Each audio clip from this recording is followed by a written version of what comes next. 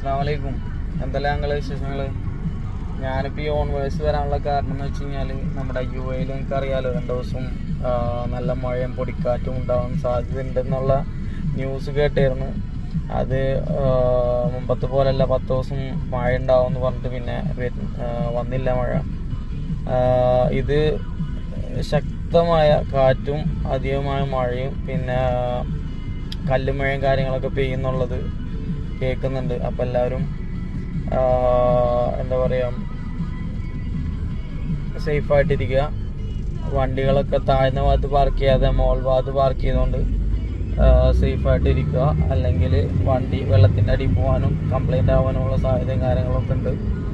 ഇത് സംബന്ധിച്ച് ഞാനിപ്പോൾ അലിയഹാർ, അതുപോലെ തന്നെ ബവാദി മാൾ, അലൈൻ ബവാദി മാൾ അവിടെയൊക്കെ പോയിട്ട് വരികയാണ്. അപ്പോൾ വഴിയിൽ കണ്ട കാഴ്ചകളാണ്, എല്ലാ കാര്യങ്ങളും ഉണ്ട്.